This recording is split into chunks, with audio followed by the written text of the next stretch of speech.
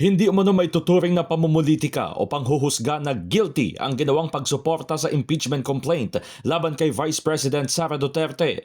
Ito ang nilinaw ng 3 sa mahigit 200 kongresista na nag-endorso sa impeachment laban kay Duterte na naging dahilan para dalhin na ito sa pagliliti sa Senado. Sa isang statement, binigyang diin ni Misamis Oriental Representatives Christian Unabia at Bambi Emano at Cagayan de Oro Representative Lordan Suwan na hindi nila kinokondena si Vice President Sara Duterte.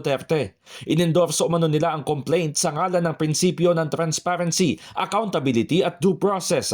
Kinikilala rin nila ang constitutional process na sumisiguro na lahat ng public officials ay nabibigyan ng pagkakataon na sumagot sa mga aligasyon sa isang patas na forum. Paliwanag din na Unabia, Emano at Suwan, binibigyan si VP Sara ng platform para ipresenta ang kanyang depensa, pabulaanan ang mga akusasyon at linisin ang pangalan sa Senado na magsisilbing impeachment court.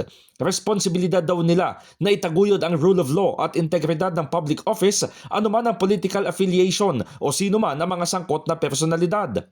Isa si Suwan sa mga sinasabing tumanggap ng pambabatikos matapos lumitaw ang pangalan nito sa social media na nagpost di umano na paparating na ang ayuda matapos pumirma sa impeachment. Ngunit pinasinungalingan ito ni Suwan sa pamamagitan ng mga kasamahang kongresista. Sa pulong balitaan, mismong si Lanao del Sur Representative Zia Alonto Adyong ang nagkumpirmang itinanggi ni Suwan ang anyay fake news. Dinideny po niya categorically na hindi po yan totoo. Isa po yan sa paraan na sinasabi ko nga mga fake news. In fact, I would personally expect na meron pong lalabas din na mga balita tungkol sa akin.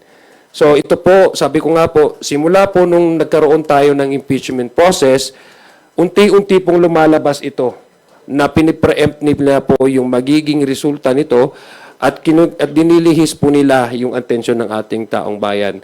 I would personally say that Congressman Lordan Suwan is one of the most decent members of the House of Representatives. Hindi po niya ugali na kung basta-basta lang siya maglalabas ng ganong klaseng information na alam naman po niya na po pwedeng makasira sa kanya. Naniniwala naman si Representative Rog Gutierrez na dito na papasok ang kahalagahan ng isinasagawang investigasyon ng Tri-Committee ukol sa disinformation. This just highlights the importance of the hearings that we are conducting there. This is a prime example of how misinformation and fake news are used not only to disrupt the personal lives but the public functions of our government now.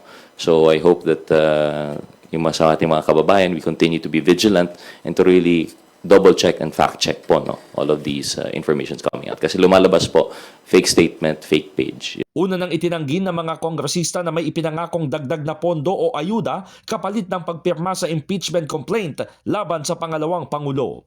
In the heart of changing lives, ito si Brigada Haji Caaminio ng 105.1 Brigada News FM Manila, The Music and News Authority.